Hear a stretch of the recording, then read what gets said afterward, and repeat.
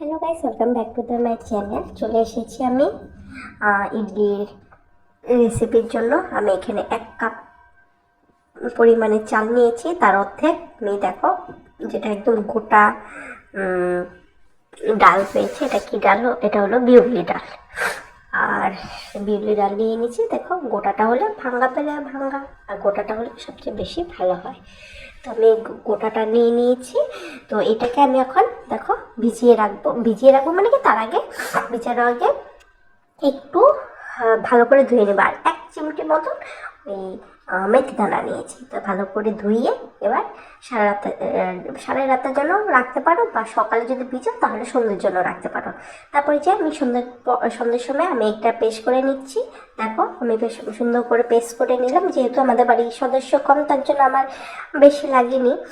তো আমি তার জন্য 1 কাপের মতন চাল নিয়েছিলাম। তোমাদের বাড়ির সদস্য বেশি হলে তোমরা বেশি পরিমাণ বেশি করে নিতে পারো।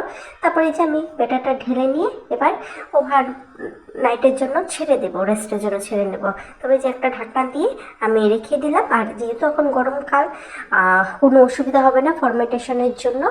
আর দেখো কতটা ফুলেছে, তুমি ব্যাটারটা তোমরা দেখলে বুঝতে পারবে যে কতটা ফুলেছে, ফ্লাফি হয়েছে, একদম জাল জাল জালাদার হয়ে গেছে। দেখো আমি তোমাদেরকে একটু কেটে দেখাই। তো এই দেখো কি সুন্দর জালাদার। এটি মেন দরকার, এটা মানে খুব ভালো ফার্মেন্টেশন হয়েছে। তো এই বেটারটা দিয়ে তোমরা ধোসাও বানাতে পারবে, ইডলিও বানাতে পারবে। হ্যাঁ, ধোসার জন্য একটু চানার ডালটা একটু দিলে বেশ ভালো হয়, কালারটা খুব সুন্দর আসে। বাস এইটুকু, আর না দিলেও কোনো প্রবলেম নেই। আর শুধু কালারের জন্য চানার ডালটা দরকার।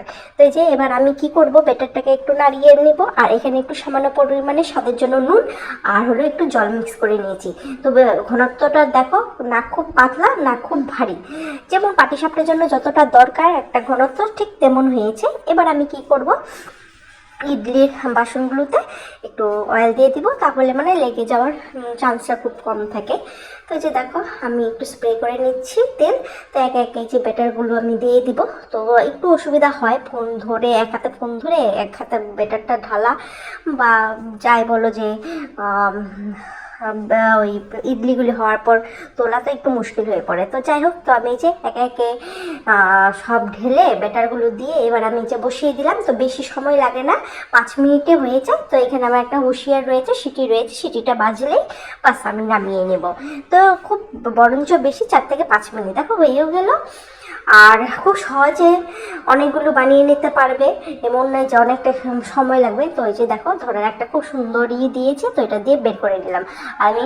আর এটা বের করতে খুব ইজি, মানে ওই ইডলিগুলো বের করতে খুব ইজি। একটা ছুরি হোক বা চামচের মাধ্যমে তোমরা সুন্দর গোল করে ঘুরিয়ে কেটে নিতে পারো। তো এখানে আমি ছুরিটা নিয়েছি তো কাটার জন্য, কিন্তু এক হাতে খুব মানে অসুবিধা হচ্ছিলো, তার জন্য আমি ক্যামেরাটা অফ করে যে কেটে নিলাম। আর দেখো কতটা ফ্লাফি হয়েছে আর কতটা মানে সফট হয়েছে, তোমাদের দেখার মতো আমি এক্সট্রা কিছুই দিইনি।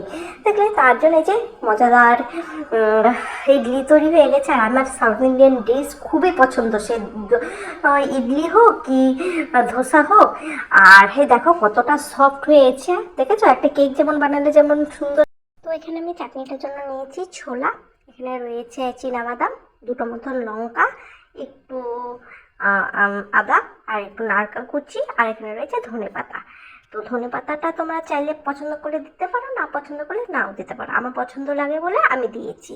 আর দেখো ছোলাটা একদম পরিষ্কার ছোলায় আমি কিনে নিয়েছি, যদি বাড়িতে এসে ছাড়াতে না হয়। তো যাই হোক, এখন সব উপকরণগুলি একেবারে একটা মিক্সিতে দিয়ে দিব। তো এখানে কিন্তু আমি এক্সট্রা, তোমরা চাইলে ঘিয়ের তড়কা লাগাতে পারো, ঘি দিয়ে হোক বা তেল দিয়ে হোক তড়কা লাগাতে পারো, একটু সর্ষে আর কারি পাতা দিয়ে। তো আমি এক্সট্রাভাবে আর তড়কা লাগাইনি। তো এই যে আমি এটা একটু জল দিয়ে পেস্ট করে নেব, রেডি।